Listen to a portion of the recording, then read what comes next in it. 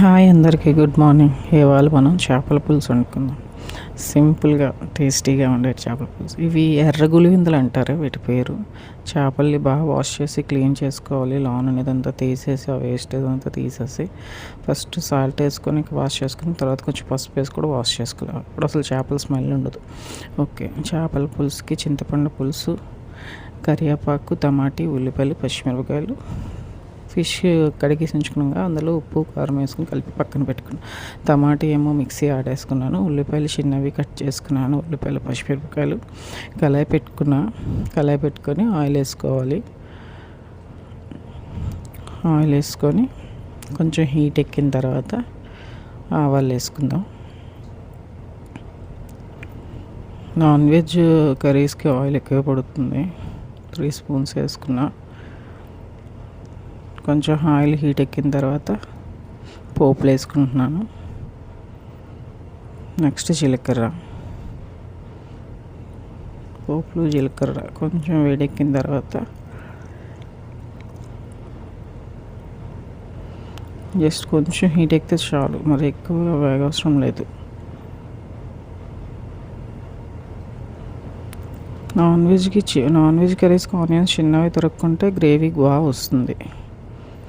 కొందరు చేపల పులుసుకి ఉల్లిపాయలు మిక్సీ కూడా ఆడేసుకుంటారు, కానీ చిన్న కట్ చేసుకుంటే బాగుంటుంది. కరివేపాకు వేస్తాను, ఉల్లిపాయలు, పచ్చిమిరపకాయలు కూడా వేస్తున్నాను. ఎందుకంటే టమాటీలు ఆల్రెడీ మిక్సీ ఆడాను కాబట్టి ఉల్లిపాయలు చిన్నగా కట్ చేసుకుంటే టేస్టీగా ఉంటుంది. రెండు పేస్ట్ చేసుకుంటే మరి గ్రేవీలా అదే ముద్ద పేస్ట్లా అయిపోతుంటుంది. అందుకని చెప్పి ఏదో ఒకటి కట్ చేసుకొని ఒకటి పేస్ట్ చేసుకుంటే బాగుంటుంది. ఆనియన్స్ అయినా పేస్ట్ చేసుకొని టమాటీ అయినా పీసెస్ అయినా కట్ చేసుకోవచ్చు. లేదంటే టమాటీని మిక్స్ ఆడేసుకొని ఆనియన్స్ చిన్నగా కట్ చేసుకుంటే బాగుంటుంది. కొంచెం ముద్దగా ఉంటుంది, అక్కడక్కడ ఆనియన్స్ కూడా తగులుతూ ఉంటాయి కాబట్టి బాగుంటుంది. మరి పేస్ట్ లాగా అయిపోకుండా.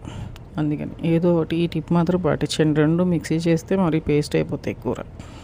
ఏదో ఒకటి సాల్ట్ వేసుకుంటున్నాను, అదే ఉప్పు వేసుకుంటే కొంచెం వేగుతుందని, అంతకు మించి ఇంకేనా. తర్వాత కూడా వేసుకోవచ్చు, కానీ ఇప్పుడు ఆనియన్స్ వేపు వేస్తే ఉల్లిపాయలు వేగుతాయి. అందుకని ఉప్పు వేసేసుకుందాం. ఉల్లిపాయలు బాగా వేపుకుందాం, ద్వారగా కలర్స్ వచ్చేటట్టు. రెండు పేస్ట్ చేస్తే మాత్రం మరి అంటే అదే చట్నీలా అయిపోతుంది. ఇంకా నాన్ వెజ్ కర్రీలా అనిపించదు. ఎప్పుడైనా ఏదో ఒక్కటి మాత్రమే మిక్సీ వేసుకోండి, తగ్గింది మాత్రం కట్ చేసుకొని వేసుకుంటే టేస్టీగా ఉంటుంది. కొంతసేపు మగ్గనిద్దాం. ఉల్లిపాయలు వేగాలి. ఒక 5 మినిట్స్ మూత పెట్టుకొని 5 మినిట్స్ మగ్గబెడదాం. చూద్దాం, అయిపోయింది. చూడండి, దగ్గరికి బాగా వేగింది. ఒకసారి మళ్ళీ కలుపుకుందాం. ఒకసారి మళ్ళీ బాగా కలుపుకొని చేపల కర్రీకి మెయిన్ కరివేపాకు, అల్లం వెల్లుల్లిపాయ పేస్టే. అదే టేస్ట్ బాగా. కరివేపాకు మాత్రం టేస్టే. కరివేపాకు చాలా కర్రీస్లో కరివేపాకు వేస్తేనే దాని ఫ్లేవరు, దాని టేస్ట్ అనేది ఉంటుంది. కరివేపాకు మాత్రం మిస్ చేయొద్దు. కరివేపాకు మాత్రం కంపల్సరీ వేయండి. ఇప్పుడు మనం నెక్స్ట్ వేసుకోవాల్సింది అల్లం వెల్లుల్లిపాయ పేస్ట్ వేసుకుందాం. అల్లం వెల్లుల్లి పేస్ట్ కూడా కొంచెం ఆయిల్ అని దాని పచ్చివాసన పోయినంత వరకు వేపాలి. అందుకని అల్లం వెల్లుల్లి పేస్ట్ ఈ టైంలోనే వేసేసుకుందాం.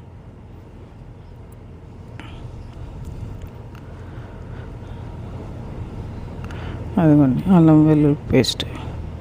మ్యాక్సిమం ఇంట్లోనే ప్రిపేర్ చేసుకోవడానికి ట్రై చేయండి. బయటికి బాగోట్లేదు, చాలా చెప్తున్నారు కదా, చూస్తున్నాం టీవీలో తెల్లవారులు వేస్తుంటాను. అన్నీ కల్తీ. పెద్ద కష్ట ప్రాసెస్ ఏం కాదు. అల్లం వెల్లుల్లిపాయలు బాగా వాష్ చేసుకుని దాని తొక్కలు తీసి మిక్సీ ఆడేసుకొని పెట్టుకోవడమే. దాంట్లో కొంచెం కావాలంటే పసుపు వేసుకొని మిక్సీ ఆడుకోవచ్చు, లేదంటే నార్మల్గా కూడా పెట్టి మిక్సీ ఆడేసుకొని ఫ్రిడ్జ్లో పెట్టుకోవచ్చు. 1 మంత్ వరకు ఉంటుంది, ఎక్కువ నీళ్ళు ఎక్కుంటా. ఓకేనా. ఇప్పుడు మన కర్రీలోని పసుపు వేసుకున్నాం, జీలకర్ర పొడి, కారం కూడా వేసేసుకుందాం. వేసుకొని ఈ మూడింటి కొంచెం పచ్చివాసన పోయినంత వరకు వేపుకుందాం.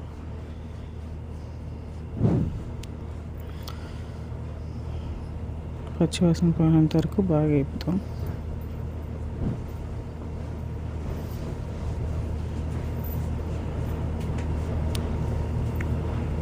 కారం కూడా కొంచెం వేపితే ఆ టేస్ట్ వేరు. మరి పచ్చిగా వేసేయంటే కొంచెం ఆయిల్ని అలాగా మగ్గబెడితే పచ్చి స్మెల్ అనేది పోయి తర్వాత టేస్టీగా ఉంటుంది. అందుకని కొంతసేపు అయితే మూత పెట్టుకుందాం. ఒక 2 సెకండ్స్ 3 సెకండ్స్ వరకు మాత్రం, అవసరం లేదు. ఆల్రెడీ ఎగిపోతాయి చూడండి, బాగా ఎగిపోయింది. ఆయిల్ పైకి తేలిపోయింది కదా.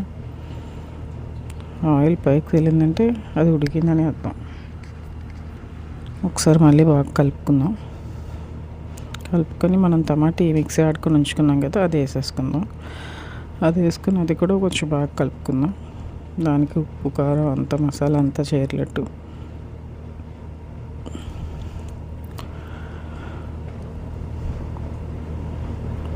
బాగా కలుపుకుంటే అది కూడా టమాటీలోని పచ్చి నీరు అది ఉంటే బయటకు వచ్చి అది కూడా ఉడికిపోతుంది బాగా. మూత పెట్టుకుందాం కొంతసేపు, ఒక 5 minutes వరకు.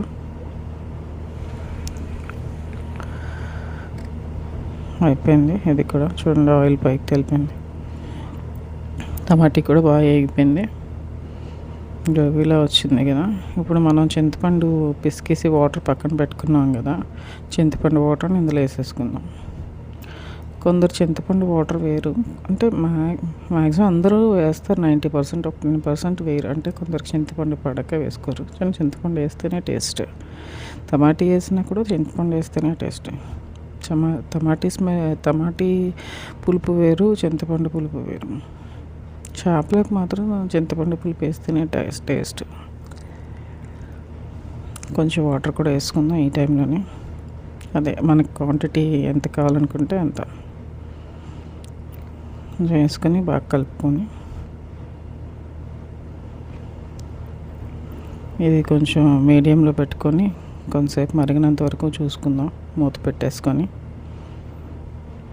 ఇది కొంచెం మరగాలి, అదంతా మూత పెట్టుకుందాం. మూత పెట్టుకొని మరిగినంత వరకు చూసి, అదిగోండి బాగా మరిగింది కదా. ఈ టైంలోని మనం కొంచెం అది టేస్ట్ చూసి ఉప్పు సరిపోయింది లేదు, మ్యాక్సిమం సరిపోయింది నా దానికి. మీరు ఒకసారి చూసుకొని, చింతపండు పులుపు బట్టి ఉప్పు కూడా మారిపోతుంది. మరి పులుపు చింతపండు అయితే కొంచెం ఉప్పు వేసుకోవాలి, లేదు అని మీడియం అనుకుంటే సరిపోతుంది. ఇప్పుడు మరిగింది కదా బాగా పులుసు, అందులోని చేపలు దించేయడమే. చేపలు పెట్టేసి మెల్లగా కలపాలి, ముక్కలు అయిపోతుంది లేకపోతే చేపలని. ఒకసారి మెల్లగా అలా అయినా కలిపితే సరిపోతుంది. ఫాస్ట్గా అయితే మాత్రం కలపొద్దు, చేపలు ఇరిగిపోతాయి. ఇరిగిపోయిందంటే మళ్ళీ ముళ్ళు గిళ్ళు అన్నీ ఏర్లే. మనం జస్ట్ అలా కలిపితే సరిపోతుంది. అదండి ఉడకడం స్టార్ట్ అయింది.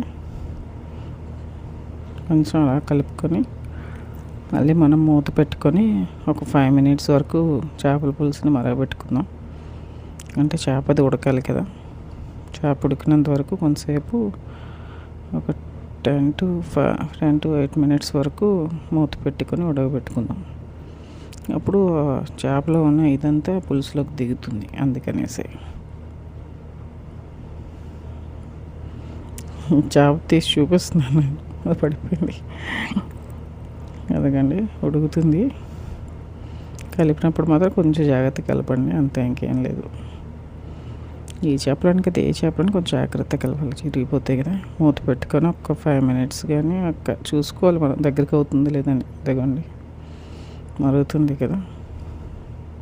అది క్వాంటిటీ మనకు సరిపోతుంది అంటే ఒక 5 minutes కొత్తిమీర వేసుకొని దించేసుకోవచ్చు. లేదు కొంచెం ఇంకా చిక్కగా కావాలంటే ఒక 5 minutes అలా స్టవ్ మీద ఉంటే అది కొంచెం ఇంకా దగ్గరికి అవుతుంది. మ్యాక్సిమం అయింది, నేను ఇంకొక 5 minutes ఉంచుతాను. ఇప్పుడే కొత్తిమీర వేసాను కదా. చేప కూడా ఉడికిపోయింది. కొన్ని చేపలు మాత్రమే పులుసుకు బాగుంటాయి, కొన్ని చేపలు పులుసుకి బాగోవు. అందులోని ఫస్ట్ కవ్వాళ్ళు అయితే చేపల పులుసు చాలా బాగుంటుంది. కొన్ని ఓన్లీ గ్రేవీకే బాగుంటాయి చేపలు. వంజరం ఒకటి అలాగే ఫ్రైకి బాగుంటుంది, కర్రీకి బాగుంటుంది. కొన్ని ఈ చేపలు కూడా ఫ్రైకి బాగుంటాయి, పులుసుకి కూడా బాగా ఉంటాయి. కొన్ని చేపలు మాత్రం చాలా పులుసుకే కంఫర్ట్గా ఉంటాయి. మా మరుగుతుంది దగ్గరికి. నాన్ వెజ్లో మాత్రం చేపలు అంటే నాకు చాలా ఇష్టం. మీకు ఏది ఇష్టం చెప్పండి. కొంచెం మసాలా వేసుకుంటున్నాను దించేసే ముందు. చికెన్ మటన్ ఓకే, కానీ ఫిష్ అంటే పిచ్చి. చిన్నప్పటి నుంచి ఫిష్ అంటే చాలా ఇష్టం. మీకు నాన్ వెజ్ కర్రీస్లో ఏ కర్రీ బాగా ఇష్టం? చికెనా, మటనా, ఫిషా, ప్రాన్సా, పీతలా? నాకు చెప్పండి కామెంట్స్లోనే. Thank you so much.